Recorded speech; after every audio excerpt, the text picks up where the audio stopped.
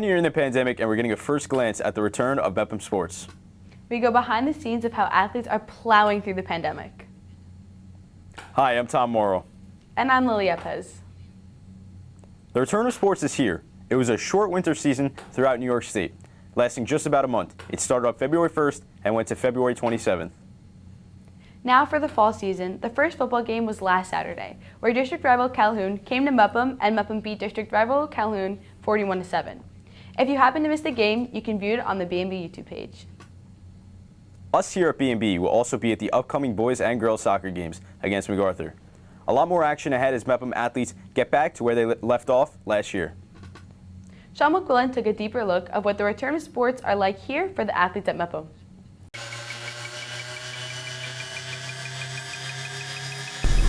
On March 14th, 2020, the world came to a complete stop. Over the last few months, we've been trying to come back to normal. February 1st marks the return of practice for basketball, ice hockey, and wrestling in New York State. Also football, volleyball, and cheerleading. 4 or 5 day span from the announcement of the resumption to starting the seasons, trying to get everything in order, figure out who's going to use what space, and make it all work under the guidance was definitely a huge challenge. But for high school sports, it is not easy at all. I think it's definitely a little different because it's hard to share balls and stuff, and we can't really all practice together the way that we used to. So obviously football isn't the first sport, it was basketball, and I was at the park with my friends. We were playing basketball on a Friday, and we saw that Cuomo said that we could get back to practicing and stuff, so that was great because obviously we haven't played in a year, so it was fun to get back to playing with my friends all the time, playing the sports that we love, especially in school, and they gave us something to look forward to. It's definitely different. We have to take precautions now, so we do a lot of social distancing, and we're not able to do as many stunts because that's very up close. It's not that much different because it's not like we're in winter, but yeah, it'll probably be a little different. Without a doubt, the seniors are happy to come back for one last ride for their high school careers. To be honest, I could really care less because we're still out here playing, obviously. If you're going to winter break, you still think, oh God, like we're not going to have any season. So being out here every day gives us something to do, and we're always happy to be out here. Looking forward to playing and obviously not sitting at home. It's sad, but I'm just grateful that we get something opposed to not being able to finish out my 4 years strong with the sport. It stinks. It's really hard because, being on the team for so long, you've seen so many senior nights and everything, and this year is just so different. But I'm just happy to have the opportunity to play with my friends for one last time. There are many guidelines in play for this upcoming season. It hasn't been bad, but also sometimes it isn't great with the mask and stuff, but it is what it is, and at least we're out here playing. Okay to have it, but it's going to be really different because we have to wear masks and everything. Restarting sports is not as simple as flipping a switch. For B&B, I'm Sean McQuillan. It's great to see these athletes back on the fields. Although it might be shortened seasons, it's a step towards the return of normalcy. It was just about this time last year when the world shut down and COVID-19 took a turn for the worst. It went from days to weeks to months that sports were canceled or postponed. And now 1 year later, we're trying to somewhat get back on the path to normalcy. It's hard to imagine that COVID-19 has been a reality we've been living through for over a year now. Absolutely, Lily. But on a positive side, athletes are back to work. That's right, Tom. Now for this month's The View. It was an on-the-field interview where you sat down with Tulane University commit Sam Green on her journey to continue playing volleyball at a D1 school. So Sam, welcome to this month's The View. Thank you for having me. No problem. So to get started off, as an athlete, how were you feeling when you first got the news last spring that, the sports world was going to be coming to a screeching halt? Yeah, obviously like everybody else, I was extremely disappointed. All the hard work that I put into my season and the upcoming tournaments that were coming up in March and April, obviously everything getting canceled was very disappointing, but it just gave me time to refocus and kind of appreciate the time that I did have playing with my teammates on the court. So what has this past year been like for you with COVID-19 in volleyball? So everything has obviously been a little different. A lot of practices and games were canceled and things were changed. Now we have to play with masks on, which is a little more uncomfortable and socially distanced. And traveling has not been as optimal, but things we've been able to still make it work and still have practices and taking COVID protocols. It's been able to work well. So throughout, COVID-19, you committed to Tulane University to play volleyball D1, beach volleyball. And, why did Tulane University stand out than other schools? Yeah, for me, it was really about the academics. I wanted to go to a school that was going to put me in a good position to get a great job, and obviously volleyball is something that I'm passionate about, so it was something I wanted to pursue. So being a top 20 beach volleyball program, Tulane was really just like an awesome combination of both for me. So, you mentioned you played McQuillan varsity volleyball since 8th grade. Yeah. How is, going from volleyball to, the gym court to now a beach?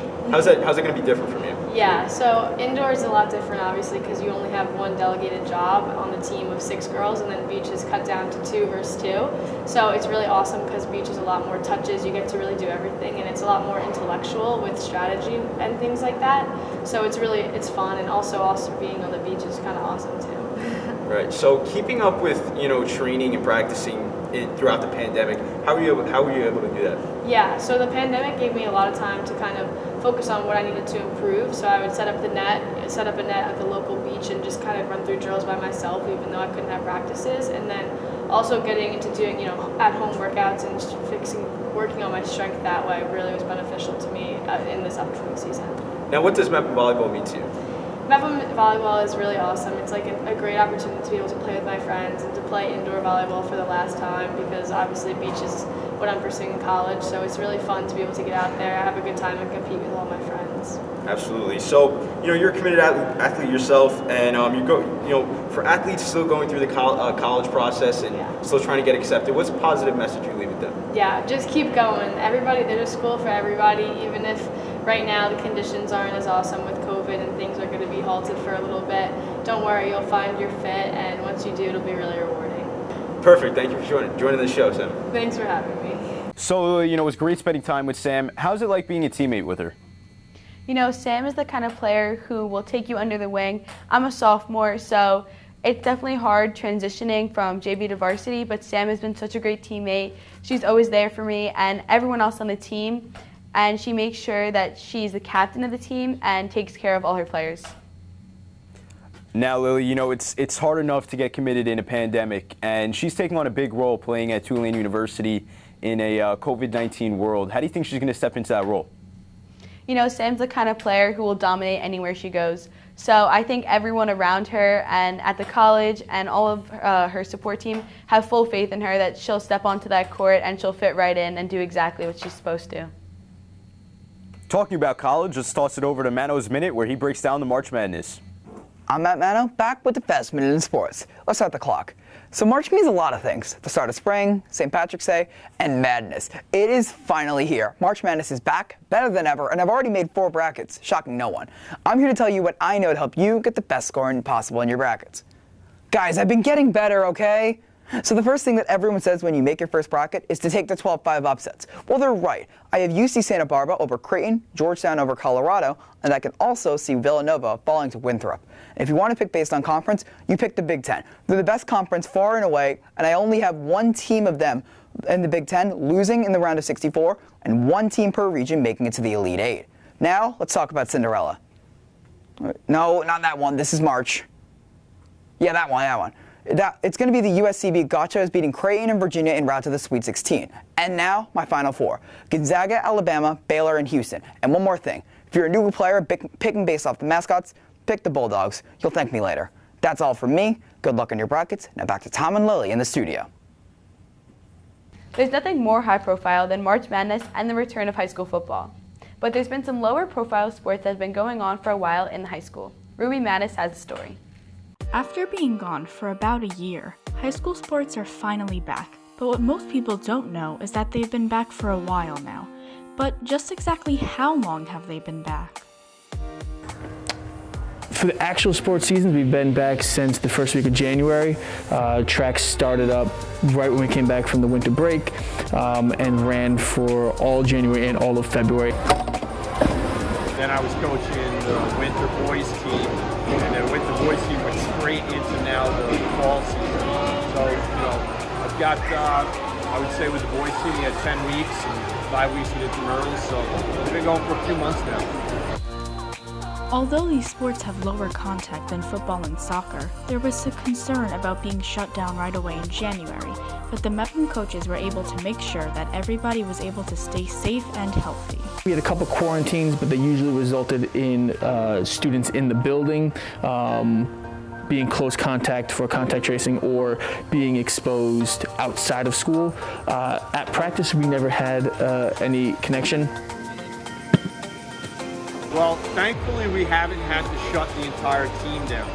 But with the boys season, I did have a couple of athletes that were close contacts, and they did end up being quarantined. So that did definitely impacted their season. Luckily, almost everybody was able to stay safe and no teams got shut down here at Mepham. But swimming and track have been back since January. So how do the coaches and athletes feel about the amount of attention sports like football and soccer have in comparison to their own? But with swimming, unfortunately, we've never really gotten a lot of coverage, so we're kind of used to that. I feel like we always kind of get slept on just because we're a district-wide sport, and we are one of the best Bellmore-Merrick teams, and it would be nice to see a little more coverage, but still respect to the other sports that are being covered more too. I mean, I think they've always gotten more attention just based on what sports are more popular and how many people participate in them. But I definitely think I have been running for a while, and track has always kind of been a less watched or talked about sport. Although they do not always get the attention they deserve, swimming and track are staples of the sports in the Bellmore-Merrick Central High School District, and it is a good thing that they have been able to be back for so long. For B&B, I'm Ruby Mattis. Thanks, Ruby. Such as a low-profile sports such as track, swimming, or bowling, they don't get the recognition that they deserve, such as football or these high-profile sports. You're right, Tom. We're lucky enough that our sports like softball and baseball do get enough recognition.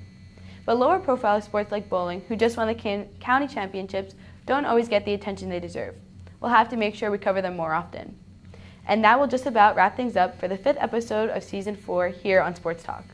Make sure to follow our social media for the latest updates and much more. For Matt Manno, I'm Lily Epez. And I'm Tom Morrow. Stay safe and healthy, everybody.